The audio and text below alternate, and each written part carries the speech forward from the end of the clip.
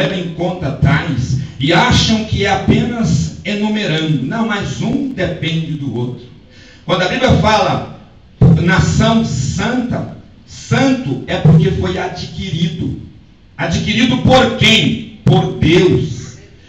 A aquisição aqui de Deus sobre a minha vida e sobre a sua vida foi comprada com um alto preço. Sabe qual o preço de quê? A própria vida de Jesus. O sangue dele foi derramado no madeiro por causa da sua vida. Você estava morto, longe de Deus, vivendo na profanação. Ele foi lá, deu o sangue em resgate da sua alma. Ele te adquiriu. Aí é por isso, abra sua Bíblia agora, por favor, Efésios. Eu gosto da Bíblia porque um texto chama o outro texto. Efésios capítulo 4 e o versículo 30. Eu vou falar de aquisição. Aquisição.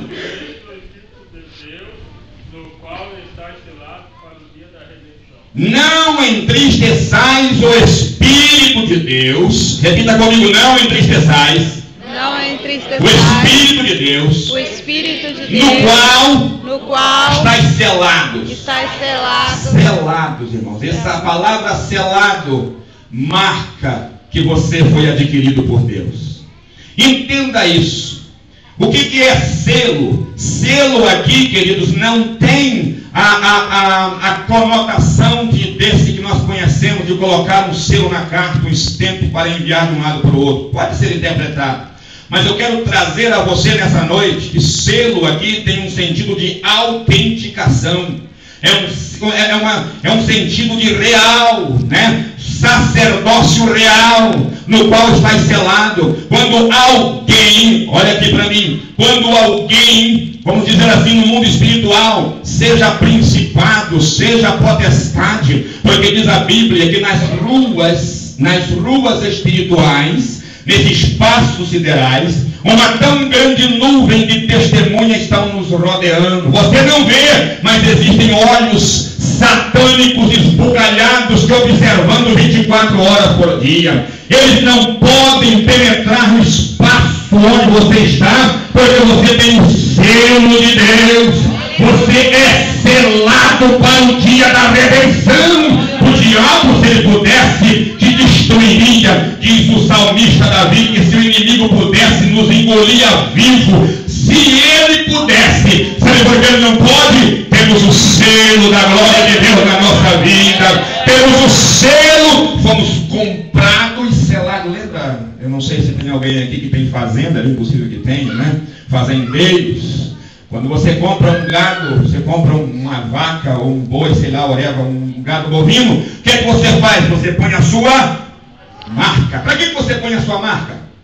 Porque se ele pula um quintal, ou se alguém vem e pega ele, e ele sai e vai para outro quintal, não tem jeito de dizer que ele não é seu. Está a marca, está a marca. A quantidade de crente desviado que passa vergonha lá fora. Rapaz, você está aqui, mas tu está aqui, o que tu está fazendo? Aqui não é o teu lugar. É desse jeito ou não é? Ontem chegou um irmão lá, anteontem chegou um irmão lá na igreja, lá em Kings, depois do culto, chegou e me deu um abraço e falou comigo assim: pastor, a gente que nasceu para ser crente não dá para ficar lá fora. Mas não dá mesmo não, irmão, você está marcado.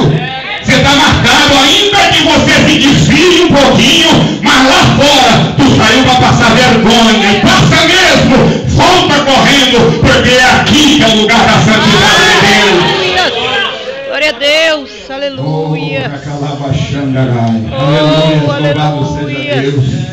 Você lembra de Pedro? Você lembra de Pedro? Nem conheço esse homem. Ei, como é que você não conhece? Você é um deles. Você tem a aparência dele. Você fala como ele. Ah, irmãos, santidade. Santidade porque você foi chamado. Santidade porque você é vocacionado. A Bíblia diz: andeis de modo digno da soberana. Observe a expressão soberana vocação. Não é uma vocação comum. Você não foi chamado simplesmente para esquentar um banco na igreja. Você não foi chamado simplesmente para ocupar um espaço físico na casa de Deus. Você foi chamado para fazer parte da casa de Deus, para integrar o corpo de nosso Senhor e Salvador Jesus Cristo. Você foi chamado para viver em Cristo Jesus. Agora ouça-me, ouça-me. Aleluias. A igreja é um corpo. E todo corpo tem uma cabeça. Sim ou não? Você já viu no Brasil, no folclore brasileiro, né? Aquelas histórias que a gente vê, né? Principalmente nas épocas de carnaval lá no Brasil, a mula sem cabeça. Como a gente tinha medo quando criança, né? Aqueles mitos brasileiros, né? A mula sem cabeça. Já imaginou se encontrar uma mula correndo para aí afora sem cabeça? Ou já imaginou uma mulher sair para aí afora? Outro dia, eu não sei se eu já contei isso aqui, eu estava aqui em Samerville, ajudando, trabalhando numa casa ali, e eu entrei num lugar e eu vi uma mulher, assim, com a cabeça degolada, eu olhei, não entro ali não. Porque mete medo nas pessoas, aquela coisa. Irmãos, a igreja não é sem cabeça, a igreja não é um corpo sem descabiciado, andando de qualquer maneira. A igreja tem uma cabeça. Qual é a cabeça da igreja? É Cristo Jesus. O ponto é a igreja, mas a cabeça é santa, sem